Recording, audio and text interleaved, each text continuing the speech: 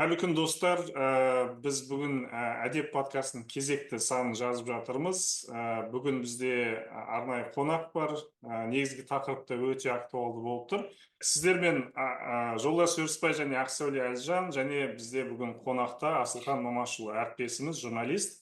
Бүгінгі негізгі тақырып бұл осыдан 2 күн бұрын әділет деген саяси қозғалыстың съезі өтті. Олар партия болуға өтініш беріп қойғанын хабарлады.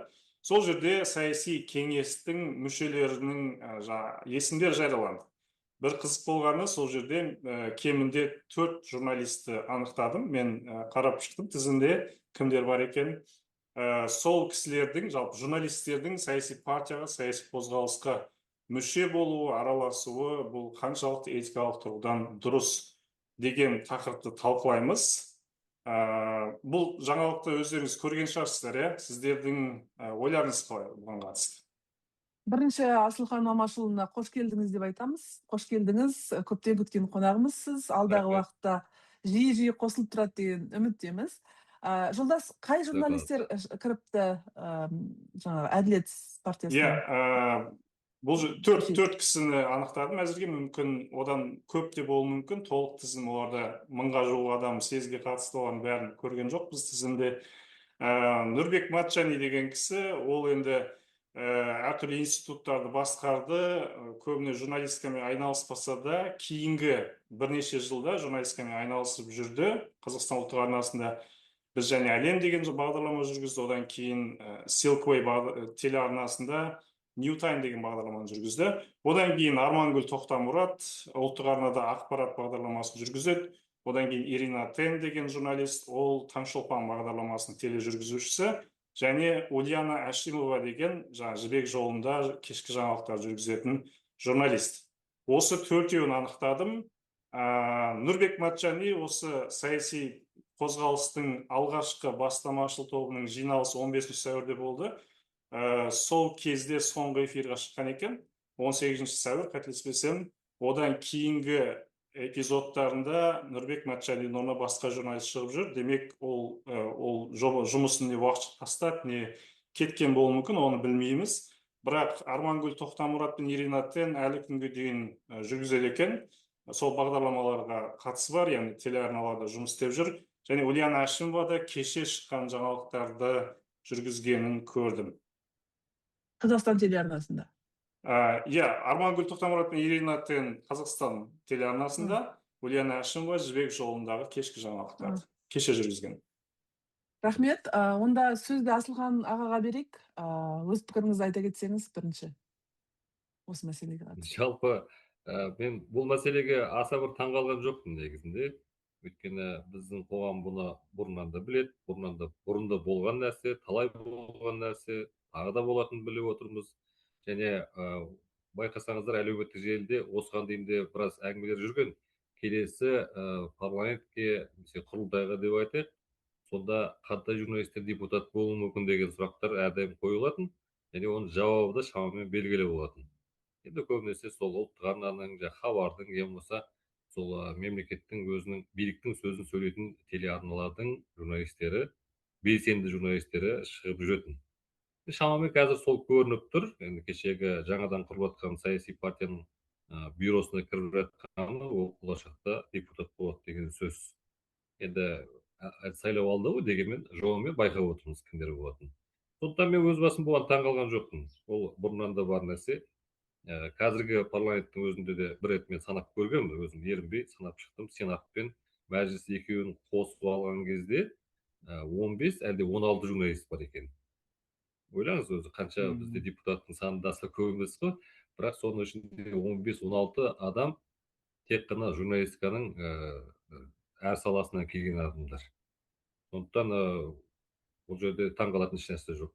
Енді журналист бұл жерде болашақта депутат болуы мүмкін ба, немесе саяси партияларға кіруі мүмкін ба деген сұрақты біздің қазақ қоғамында, меніңше, ол қазір үйреншікті болып кеткен нәрсе. Бұл қалыпты нәрсе ретінде қабылданады.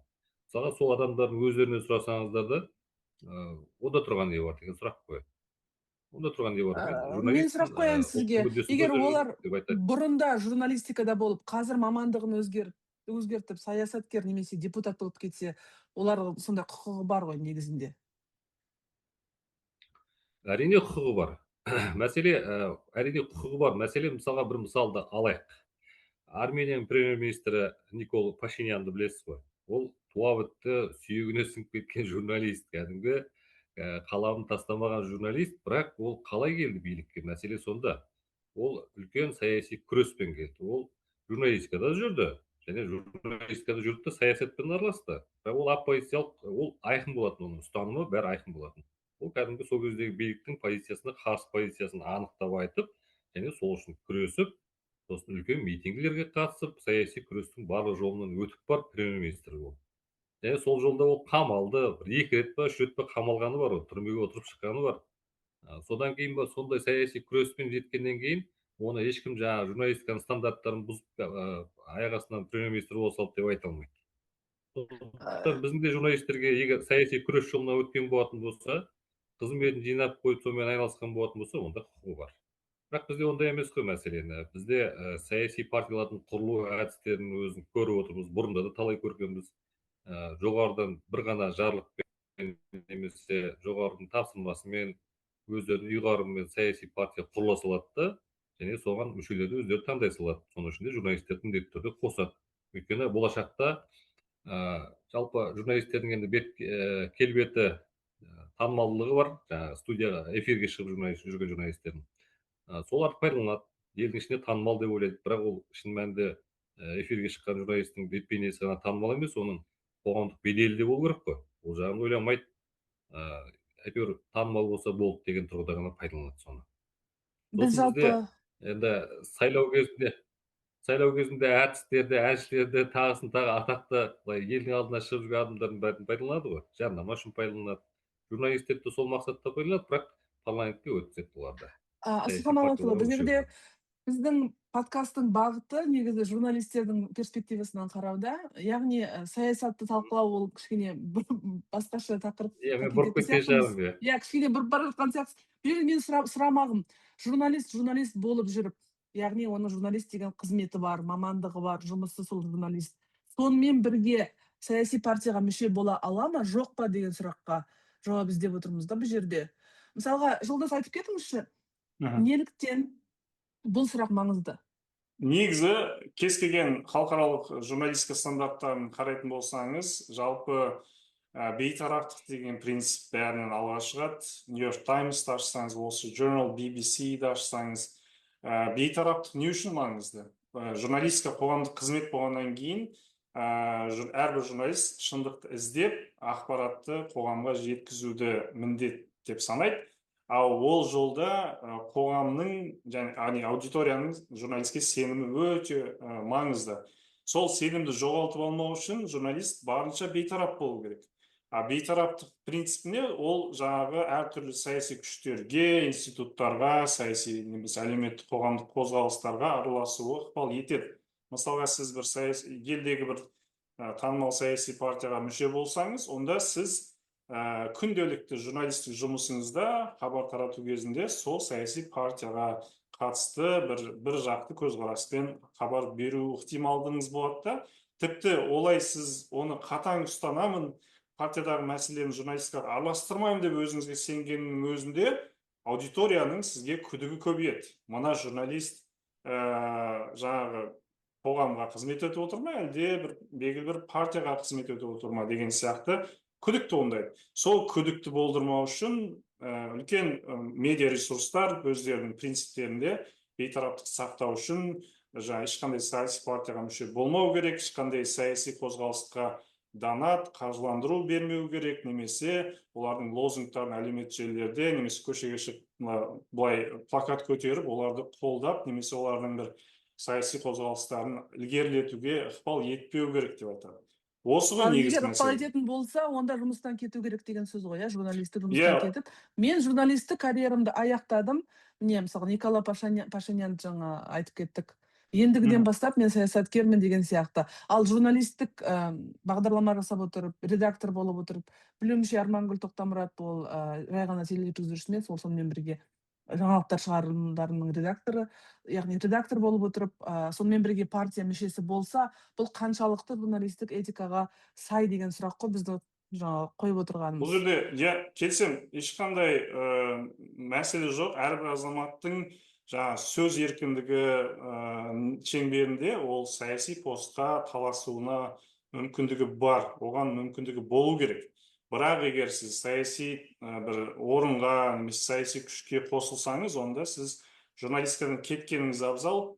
Кеткісі келмейтін адамдар болуы мүмкін, бірақ өзін құрметтейтін үлкен алып медиа институттар ондай кезде журналистті бірден жұмыстан шеттетеді. Ондай бұған дейін болған. Мысалға, айта кетейін, Кит Олберман деген журналист болды, қателеспесем, MSNBC-де саяси комментаторлық бір шоу жүргізді. Countdown with Kit Олберман деп аталды. 2010 жылы ол жасырын түрде сенатқа үміткер кандидаттарға, үміткерлерге қаржылай қолдау береді. Сөйтіп, оны ол жария етпейді, редакциясына айтпайды. Бірақ ол да іштей қолдау ғой, саяси партизандық. Соны кейін өзге бір редакция соны анықтап жариялағаннан кейін MSNBC-ның басшысы ана кісіні жұмыстан шығарып тастады. Себебі ол бүкіл редакцияның беделіне нұқсан тиетін әрекетті. Ол тіпті ол тележүргізуші болған үшін сол MSNBC-дің үнемі сыртқа шығып, телеарнаға шығып, бүкіл аудиторияға солардың лицосы ретінде көрінетін адамның сондай партизандық позиция ұстануы, оған редакция төзе алмайды. ақш-та ол өте қатаң қаралады. Еуропа елдерінде кейде партизандық көзқарасқа көз жұмуы мүмкін. Францияда, Норвегияда мысалға партизандыққа норма ретінде қарайтын кейбір институттар бар. Бірақ ақш-та оны өте қатаң қарайды, себебі ақш-та журналистиканың тарихы жалпы партизан журнализммен басталған, партияның ішінен басталған. Кейін одан бөлініп шығып, бейтараптықты қатты ұстану белең алды. Асылхан аға, енді сізге сұрақ. Мен тіпті осы жерде екеуіңіздің араңызда модератор сияқты болып отырмын. Жаңа сіз айтқан 16 журналист депутат, олар осы депутаттығын аяқтағаннан кейін журналистикаға қайтып бара ма, жоқ па? Қалай ойлайсыз? Яғни мен осы жерде мына жігін ажыратып отырмын. Мен оларға баға бергім келіп отырған жоқ. Қандай жолмен келді, билікшіл ма, оппозицияшыл ма, не үшін депутат болды? Маған олардың журналистік қызметі қызық болып тұр да, қалай ойлайсыз? Ол айтып отырмын ғой, бізде барлығы мүмкін, өйткені олар журналист кеттім деп те мәлімдеме жасаған жоқ. Ең болмаса, мен журналистикадан біржола кеттім, қоғамдық жұмысқа ауыстым, бәрін қойдым деп айтқан жоқ. Олар бүгін депутат болады, саяси партияға мүше болады, ертесінде бәрін қояды да, депутаттық сәтте бірден қайтадан келіп журналистикасы істеп кете береді. Ол бірінші. Екіншіден, депутат болып жүріп те сол жерде істей беретін адамдар бар. Мысалға, КТК арнасында партия недели деген бағдарлама болды ғой. Соның жүргізушісі әрі депутат болды, әрі КТК арнасында аптасында бір рет жаңағыдай үлкен өзінің бағдарламасын жүргізіп тұр. Сондықтан олар журналистикадан кетіп қалды деп те айту өте қиын. Сосын мен жолдастың жаңағы сөздеріне бір кішкене өзімнің пікірімді айтқым келеді. Өйткені былай ғой, жолдастың айтып отқаны ол батыстағы стандарттар, да? Осыны бір нәрсені бөліп алу керек. Батыста идеал қоғам шығар бәлкім, мысалы біз бір битін шығарамыз, батыста солай жасайтын шығар. Бізде ондай нәрсе жоқ қой. Қазақстанда оны түсіндіре алмайсың. Ол түсіндіру мүмкін емес адамдарға. Сен енді біздің мысалға ұлттық арнаның журналисті саяси партияға барса, оны сол ұлттық арна қайта тіпті одан сайын қошеметтеуі мүмкін. Тіпті жақсы болды деп ше. Ол басқалар да солай қабылдайды. Біздің журналистіміз ана жақта депутат деп айтады. Бізде оны қабылдау, оған көзқарас мүлдем басқа. Оған мүлдем келмейді. Содан кейін сосын біздің журналистер мысалға жаңағы саяси партияларға мүше болатын журналистер ол онысын ашық айтады және. Онысын ашық айтады, сонысын басшылық тарапынан оларды енді сен осы партияға мүше болдың, кете ғой деп те айтпайды ешқашан. Мысалға осында журналистердің біреуі сайлау кезінде анық білетін, өзін білетін бір журналист сайлау кезінде бақылаушы ұйымға мүше болды. Бақылаушы ұйымның бас жағында жүрді, сол кәдімгі ұйымдастырушылардың қатарында жүрді. Сайлау әділ болды, сайлау басқаша болды деп сол мәлімдеме жасап жүрді. Яғни биліктің қалай айтқан бойынша жүріп тұрды. Ондай мысалдар көп қой. Сондықтан олар ертең қайтадан журналистика келе ме келмей ме деген, ол келеді, міндетті түрде келеді, және сол бұрынғы линиясымен жүре береді. Ешқандай өзгеріс болмайды. Жаңа осы подкаст жазбай тұрып Жолдас екеуміз осы мәселенің басын қозғағанбыз. Мен дәл осы аргументті айтқам. Жолдас, біз әлгі батыстың стандарттарын Қазақстанның стандартына келтіріп отырмыз деп. Соған Жолдас жауап берем деген айта салыңыз. Негізі қараңыз, бұл азаматтардың бәрі өздерін журналист деп таниды. Журналист деген сөзге біз анықтама берсек, ол билікке қызмет емес, ол қоғамға қызмет, қоғамдық қызмет деп аталады. Яғни билікке немесе бір саяси күштерге, институтқа қызмет емес. Егер журналист саяси партияға қосылса, мүше болса, демек ол сол саяси партияның принциптерімен жаңағы өзінің құндылықтарын байланыстырады, соның жиналыстарына барады, соның жоспарын орындауға атсалысады, компанияларын араласады. Ол түгел журналист деген бейтарап ұғымның бүкіл қарама-қайшылығына алып келеді. Сосын батыстықтағы принцип ол басқа дегенге мен келісе қоймаймын, себебі журналист барлық елде бірдей болу керек, құндылық қоғамдық қызмет болғаннан кейін. Мысалға, сол ұлттық арнаның өзі, оған келісемін. Қараңыз, ұлттық арнаның өзі редакция стандартын былтыр дайындап жариялаған. Сол мысалға мына сайтында, мен қазір ашып көрдім, мына жерде дауыс естілсе. Олар осы бейтараптыққа қатысты видео жариялаған. Қараңыз, тыңдайық. Яғни сіз журналист ретінде өзіңізге деген сенімнен айырылып қалмау үшін саяси партияға мүше болмағаныңыз жөн. Сонымен қатар саяси үміткерді ашық қолдамаңыз, оның кампаниясын қаржыландырмаңыз. Қоғамдағы мәселелерді шешуге негізделген қозғалыстардың белсенді өкілі болып, жасырын лобби әрекеттеріне де бармауыңыз керек. Әрине, журналистке қоғам белсендісі болма деп ешкім шектеу қоя алмайды. Бірақ активизмнің бейтараптыққа әсерін ескергеніңіз абзал. Сонда сөз бостандығы қайда қалды, оны талап ететін журналистерге неге сонша шектеу көп деп ойлауыңыз мүмкін. Асылы журналистің қоғам алдындағы басты міндеті шындықты айту болғандықтан, ол өз абыройы мен редакция беделіне нұқсан келтіретін ешбір әрекетке бармауы керек. Егер журналист бір партияға мүше болса, не саяси тұлғаны ашық қолдаса, оның репортажына күмән туындайды. Қоғам бұл журналист расында қоғамға қызмет етіп жүрме, әлде партияның сөзін сөйлеп отырма деп сұрауы мүмкін. Ақ пен қара етіп айтып қойғанда, бірақ ұлттық арнаның журналистер партияға мүше болып отыр қазір. Оны редакцияның басшылығы қарап та, меңзеп те, ескеріп те тұрған жоқ. Жолдас, осы жерде өзіне сұрақ туады. Мысалға, ұлттық арна сондай жаңағы өзінің несін жариялады ма? Біз бейтараппыз деген, біздің журналистеріміз ешқандай саяси партияға мүше болуы мүмкін емес деген ұстанымдарын жариялады ма? Олар жариялаған жоқ ештеңе. Олар тек қана анда-санда осындай бір дүниелерін жасап шығарып қоюы мүмкін эфирге, бірақ шын мәнінде олардың бұл ұстанымы дегенді білдірмейді. Егер ұлттық арна болса, басқа да мемлекеттік арналар өздерін бейтараппыз деп жариялаған болса, олардың журналистері саяси партияға мүше болып кетіп жатса, біз оларды ашық айыптауымызға болады, өздерінің принциптеріне, ұстанымдарына өздерінің қарсы шығып деп. Шын мәнінде олардың ешқандай ұстанымы жоқ бұл мәселеде. Былай жалпы стандарт ретінде айтады, журналистер андай болмау керек, мындай болмау керек, бірақ шын мәнінде өздері оны ашық ешқашан жариялаған емес. Мен тіпті сенемін, жаңа айтқан өзің көрсеткен видео бар ғой. Соны жаңағы өздерінің сайттарының 7 қабат жердің астына бір жеріне тығып тастаса, мен күмәнданбаймын оған. Ол шын мәнінде жүзеге аспайтын, жай көрнекілік үшін жасалып қойған дүние. Қазақстанда мысалға Біріккен ұлттар ұйымының адам құқықтары жөніндегі бүкіл хартиясын түгел орындап отырмыз деп айта береді ауызша. Шын мәнінде ол бәрі керісінше. Сондықтан ондай телеарналардың ондай ұстанымдары жоқ. Мен осы тақырыпты Жолдас ұсынған кезде бірден ойлағам. Біз кімнен қандай жауапкершілік сұрап отырмыз деп. Жақсы, егер бір тәуелсіз медиа болса екен, сол тәуелсіз медиа журналистері бар, партияға мүше болып, біреуі ОСДП-ға мүше болып, біреуі Аманатқа мүше болып жатса, жаңағы материалдарына ықпал етсе деген сияқты бөлек әңгіме. Әрине, батыстың стандарттары жаңағы идеалды стандарттарға келіспейтін ол түсінікті. Бірақ бізде идеалды орта жоқ қой Қазақстанда. Сонда мен ойлаймын да, Жолдас, біз осы жерде осы подкастты журналистік этика осындай болу керек деп бастадық та, жаңағы басқалар қарасын, талқыласын, сәлде болса бір өзіміздің білгенімізді айтайық деген сияқты. Бірақ орта ондай болмаса, бірақ енді біз үміттенуіміз керек бәрі. Жолдастың айтып отқаны дұрыс. Мысалға журналистиканың стандарты ол Қазақстанға, ол Америкаға арнап жасалмайды, барлық жерде бірдей. Сондықтан сондай стандарттар, жаңа мүмкіндігі болса, бейтараптық стандарттар бәрі қолданып отыру керек. Және байқасаңыз, бізде сондай нәрсеге құлшыныс та бар, иә, біз қолдаймыз, біз сөйтеміз, бүйтеміз, стандарттарды орындаймыз деген сияқты болады да, жеме-жем келгенде орындамайды осының бәрін.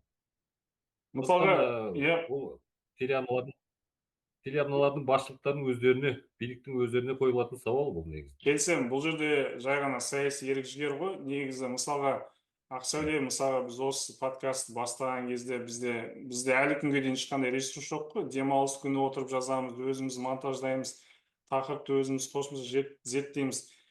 Бұл азғантай болса да қазақ журналистикасындағы этиканың бір реттелуіне, бір сондай сарынға келуіне бір көмек болсын деген үмітті, Иә. үміт. Үлкен ресурсы бар редакциялар сондай үлкен халықаралық стандартты жариялап қойып, бірақ оны ұстанбай отырса, ол өте өкінішті жағдай деп ойлаймын.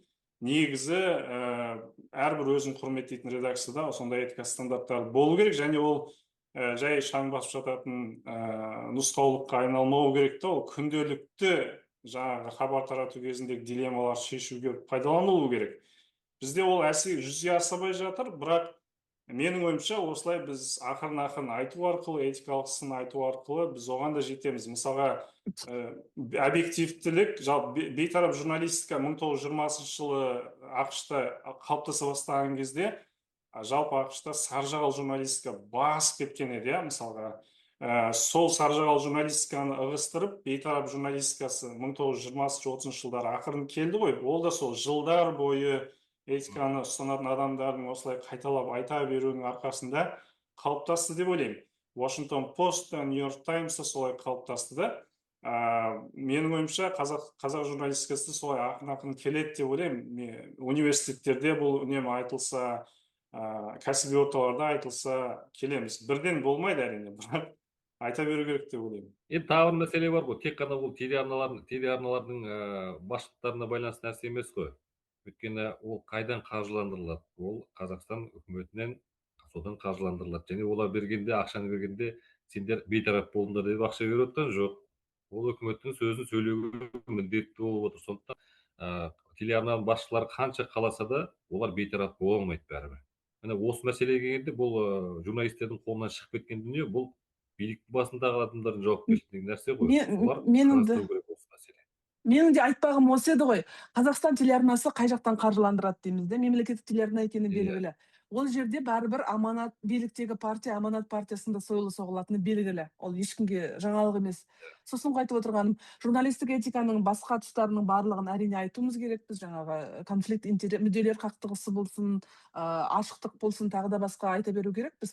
Бірақ дәл осы кім қаржыландырады, қай партияға мүше деген жерде бұл жай ғана сен сияқты көріп отырмын да. Иә, ол бұрыннан қалып қойған Совет үкіметінен жаңағы Правда газетін тек қана сол коммунист партияның идеологиясын жүргізетін құрал ретінде қалыптасқанның бір сондай мұрасы ғой, негізі Қазақстанда. Бірақ қай жақтан қаржыландырады, сол жақтың сойылын соғады деген ойды мен стереотипті ой деп ойлаймын. Қазіргі кәсіби журналист қауымдастықта қаржыландыру көзі өте үлкен проблема ғой. Мысалы, ақш-тың өзінде қанша медиа жабылып жатыр. Бірақ олар бейтараптықты сақтаудың жолын, әдістерін тапты. Мысалға, ProPublica медиасын алайық, олар қаржыландыруды алған Қазақстан телеарнасын талқылайық. Қазақстан телеарнасы қаражатты қайдан алады, егер мемлекет болмаса? Қазақстан, мысалға, BBC-дің форматын ауысуға болады.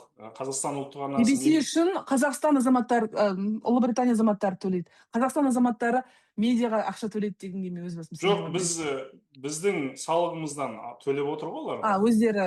Иә, 30 миллиард теңгедей қателеспесем, ұлттық арнаға бөлінеді жылына мысалға. Ол Қазақстанның бюджетінен бөлініп отыр, яғни әрбір салық төлеуші азаматтың еншісінен алып отыр да, яғни бұл жерде әрбір азамат оған бейтарап бол деп талап етуге құқығы бар да, және олар оны орындау керек, себебі ол бюджеттен бөлініп отыр.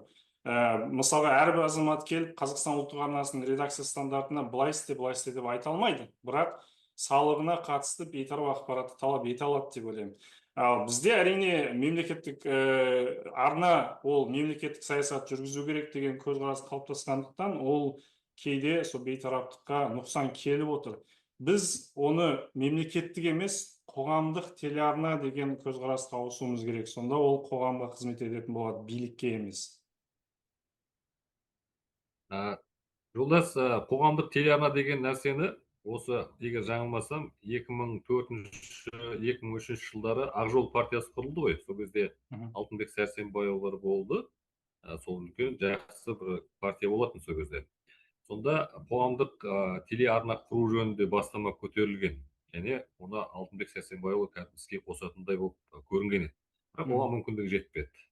Одан кейін де оппозицияда қаншама рет айтылды, қоғамдық телеарна құру, жаңағы бейтарап ақпарат құралы болсын деу, ол бізде тарихта болған талай рет, бірақ билік ешқашан оған жол бермейді. Өйткені қоғамдық телеарна болатын болса, онда биліктің бүгінгі сөзінің көпшілігі басқаша тәпсірленіп кетуі мүмкін. Сондықтан оған жол бермейді бізде. Енді бір жағынан айтып отқан дұрыс, мысалға ол бюджеттің ақшасы, халықтың өзінің салығына төлеп отқан ақша болғандықтан халық бейтарап ақпарат алуға құқылы. Бірақ оны мәселені шешіп отырған биліктің өзі ғой тағы да. Оны бақылайтын да өзі. Олар өздерінің қолайына жақпайтын дүниеге ешқашан жол бермейді.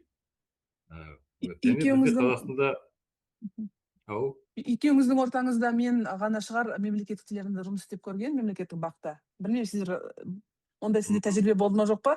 Мен бір жылға жетер жетпес 10 айдай хабар телеарнасында жұмыс істеп көрдім. Сол кезде мен көрдім қалай олардың партиямен араларында қарым-қатынасының қандай болатынын, және бұл жерде ешқандай да, дәл мен жұмыс істеген 2015-2016 жылдары ешқандай да журналистік объективтілік, бейтараптық партияға қатысты болмады.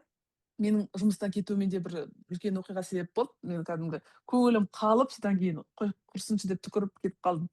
Айта беріңіз, бірақ айтайын дегенім, қаншалықты халықтың бюджетінен төленіп отырса да, бұл жерде Асылхан аға, мен сізбен толықтай келісем, жоғарыдан түскен мынадай бір шектеулер оларға қалай да бір бұрылып өзгеруге жол беріп отырған жоқ, және алдағы уақытта қалай жол беретінін де білмеймін.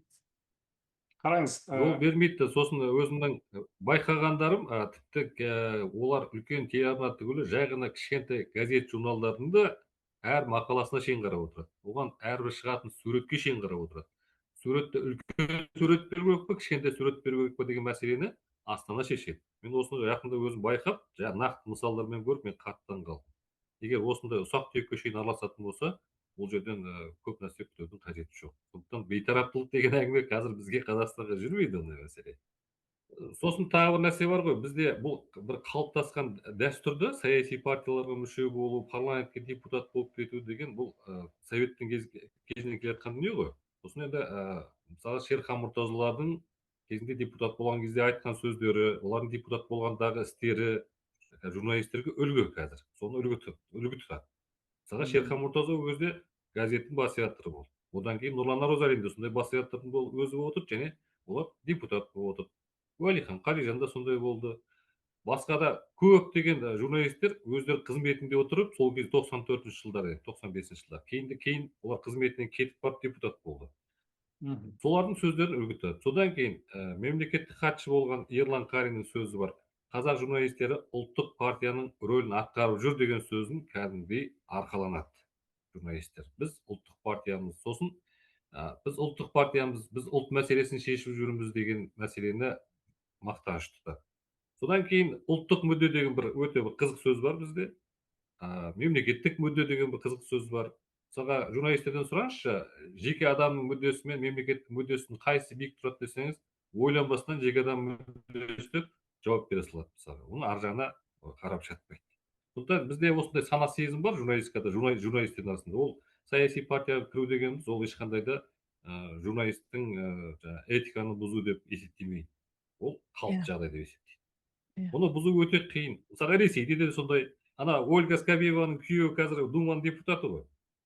Ол қандай пропаганда жасап отыр, көріп отырмыз, бірақ ол Думада депутат болып отыр. Ол Ресейде, бізде Ресейде не көрсе, соны осы жақта жасайды барлығы.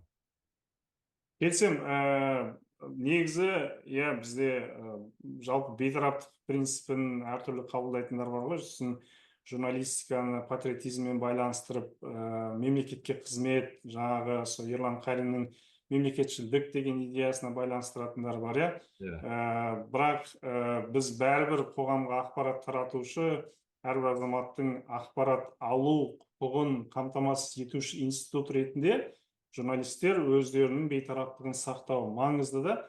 мақұл, біз бұны түбіне жете алмайтын шығармыз, бірақ мен тағы бір мәселені айтқым келіп тұр. Жалпы екінші дүниежүзілік соғыс біткеннен кейін ақш-та журналистикада сондай бір транзит периодында бір басқа бір салалар пайда болды. Ол McCracken журнализм деп аталды, ол advocacy журнализм, яғни бір белсенділікке үгіттейтін сондай бір мәселені шешуге бағытталған журналистикада, оның өзі де бәрібір бір жақты партизандық деп атауға болады. Сосын ақш-та яғни журналистика, өзінің аджендасымен, өзінің күн тәртібімен келіп, Иә. соның соғын соғады мысалы, материалдарын. экологиялық мәселелерді көтеріп жүретін журналист, сол экологиялық мәселелерді бір жақты Активист болып кетуі мүмкін. активист болып кетуі мүмкін. Иә, сосын мысалға ақш-та редакцияларда жаңалықтар бөлімі бар, пікір бөлімі бар. Ол екі редакция бір-бірімен араласпайды. Бас редакторлар бір-бірімен қатар отырмайды, бір-бірімен күнде жаңалық алмаспайды. Себебі олардікі біреу пікір жағында ол үнемі партизандық. Мысалы, editorial board, редакцияның бағаны дегені бар, ол кәдімгі бір жақты болады. Ол тіпті саяси Үміткерлерге эндорсмент қолдайды. жасайды ғой. эндорсмент жасайды. Оның өзі негізі журналистіктің бейтараптық принципіне қайшы келеді. Бірақ ол да журналистиканың шеңберінде бар нәрсе болғаннан кейін, оны да сол шеңберге кіріктіріп отырды. Мысалға, кеше ғана Пулитцер премиясын Маша Гессен деген Нью-Йорк Таймстағы пікір Бұрынғы ресейлік журналист қой. журналист алды да, бірақ Маша Гессенді мен Қазір М Гессен, жолдас М Гессен қазір аты. мен ол кісіге күдікпен қараймын, себебі ол кісі өзін ЛГБТQ+ активисі деп санайды. Белсенді түрде әртүрлі парадтарға қатысады, сондай саяси немесе қоғамдық бір қозғалыстарға белсенді араласады да. Мен оның журналистік принциптен шамалы тайғанын көріп, содан мен оның жазғандарына күдікпен қараймын. Әрине, оның жазғандары тамаша, оқимын арасында, бірақ оның максимум бейтараптығынан саналы түрде алып кеткенін көреміз да. Ресейлік журналист Елена Костюченко, ол да ЛГБТQ өкілі ғой. Бірақ оның бір сұхбатында айтқан ойы есімде қалып қойыпты. Ол айтады, мен журналистика мен активизмді шатастырмайын дейді. Мен ешқашан ЛГБТ тақырыбына арналған материалдарға тиіспеймін, ол туралы ештеңе жазбаймын. Өте дұрыс. Мен митингке баруым мүмкін дейді, парадқа. Бірақ ол кезде мен журналист ретінде бармаймын, мен азамат ретінде барамын деп. Сонда осы жерге қайтып келеміз де, әрбір адамның, журналистер ол адамдар, әр адамның ішінде өзінің бір ұнатып тұратын, ұнатпай тұратын нәрсесі болады. Сіз қаншама идеалды бейтарап болғыңыз келсе де, жолдас, Қазақстанда болсын, басқа жерде болсын, партиялар болса, сіз біреуіне ішіңіз тартып тұру мүмкін ғой. Бірақ соны айтамыз, қаншалықты деңгейде өзімізді бейтарап қыла аламыз. Меніңше ол философиялық сұрақ, мүмкін ба, мүмкін емес па деген сияқты. Сондықтан әрбір журналистте саяси ұстаным болуы мүмкін іштей. Бірақ біздің сұрайтынымыз сол саяси ұстаным оның жұмысына әсер етпесе екен барынша. Қалай ойлайсыздар? Осындай кейбір адамдар өзінің саяси партияның мүшесі болғанынан бас тартпай-ақ сол туралы ашық айтқаны дұрыс емес пе деп ойлайсың да кейбірде. Сол кезде оқырмандар немесе көрермендер өздерінің бағасын берер жатады ғой деп. Сондықтан мысалға ендігі жолы өзіңіз айтып кеткен 4 журналистің жұмысына мүмкін көрермендер басқаша қарап өздерінің бір бағасын беріп отыратын шығар. Бір жағынан олардың осылай ашық жариялағаны да дұрыс шығар дегенде өзімнің ойымды айтқым келіп отыр. Ол енді журналистердің енді өзінің көзқарасын ашық айта ма, ашық айтпай ма, мәлімдеме жасай ма, жасамай ма, бәрібір көрермен оны біледі кім екенін. Өйткені ол қай телеарнада жұмыс істеп отырғанын көріп отыр ғой. Сондықтан оның кімнің сөзін сөйлеп отырғанын, кімге көбірек бүйрегі бұратынын, оның бәрін жақсы біледі. Сондықтан меніңше ол күтпейді ондай нәрсені. Өзінің ұстанымын ашық жариялай ма, жоқ па, онысын күтпейді. Мен жалпы саясат пен журналистика мен билікті араластырмауды жөн көрем. Жалпы этика стандарттары жазылса, соны ұстану керек деп ойлаймын. Тек ұстану ғана емес, соған сенім артып, сол төңіректе жұмыс істеу керек деп ойлаймын. Яғни журналист егер саяси жолмен кетем, саяси қозғалысқа араласам, мүше болам партияға десе, онда ол кісіні жұмыстан шығару керек. Мен мысалы бас редактор болып қоластымдағы журналист егер бір саяси қозғалысқа араласып жатса, немесе мүше болған белгілі болса, мен бірден жұмыстан оны шеттетемін. Этика стандарты соны айтады. Ол тек өзінің журналистік беделіне емес, редакцияның да абыройына нұқсан келтіру ықтималдығын туғызады да ол әрекет арқылы. Сондықтан мен жалпы бұл екі институтты бір-біріне араласуына жол берілмеу керек деп ойлаймын. Пікірлеріңізге рахмет. Бізді көрсе ол журналисттер өздеріне бір ой түйетін шығар деген үміттеміз. Айта кету керек, Армангүл мен Иринаны осы шығарылымның жазылуына шақырдық, бірақ екеуі де іс-сапарда болатын алға тартып бас тартты, сондықтан олар келе алмады. Негізі олардың да пікірлерін тыңдап көрген дұрыс еді. Бағана жолдас Америкадағы мысалдар келтіріп айтып отыр ғой. Мен соған бір мысалды Қазақстанның өзінен де келтірейін. 91 жылы тамыз айында коммунистік партия тарады ғой. Тамыздың соңына қарай коммунистік партия тарады. Сол кезде біздің қазақ баспасөзі, Қазақстанның ресми баспасөзі иесіз қалған. Оның алдында коммунистік партияның баспасөзі болып келді ғой. Сонан біздің кәдімгі егемен Қазақстан сол кездегі ана коммунистік партия деген несін алып тастап, біз қоғамдық газетпіз деп шыққан. Жаңағы қоғамдық арна деген мәселе осыдан шығады. Өздерінің тәуелсіз қоғамдық газет деп шыққан. Мен оны көріп таң қалдым. Сондай моменттер болған екен біздің тарихымызда. Және сол кездегі мақалаларды алып қалсаңыз, шынымен де өте бейтарап және биліктің айтқанымен жүріп тұру деген нәрсе жоқ. Өте тамаша жазылған мақалалар өте көп болды сол кезде. Ондай мысал біздің өзімізде де болған. Бірақ арада бір шамамен 2-3 жылдан кейін, әсіресе 95 жылы жаңа конституция қабылданып, Назарбаев өзіне билікті алғаннан кейін баспасөзге қайтадан бұғау салынды да, бұрынғы қоғамдық баспасөз деген атау жойылып кетті. Осындай мысалдар өзімізде болған. Негізі өте жақсы ой. Әлгі айтады ғой, кемені қалай айтасаң солай жүреді деп. Расында да мемлекеттік телеарна емес, қоғамдық телеарна деп айтатын болса, расында да мүмкін журналистердің ішкі бір цензурасы дейміз бе, басқаша дейміз бе, өзгеріп олар да жұмыстарын басқаша жасайтын шығар деген тағы да утопиялық ойға кетіп бара жатырмыз. Сіз қалай ойлайсыз? Сіздер төменге пікірлеріңізді жазып комментарийға қалдыра кетіңіздер. Осы шығарылымды бөлісіңіздер, сөйтіп сіздер қазақ журналистикасына сәл де болса өзінің бір үлесін қосуға тырысып жүрген жобаны қолдайсыз. Асылхан аға, сізге рахмет келгеніңізге. Жолдас, қосарыңыз бар ма? Көп рахмет Асылхан аға. Бүгін жалпы ертедегі журналистика туралы көбірек айтып, өзімізге де көп мәлімет бердіңіз.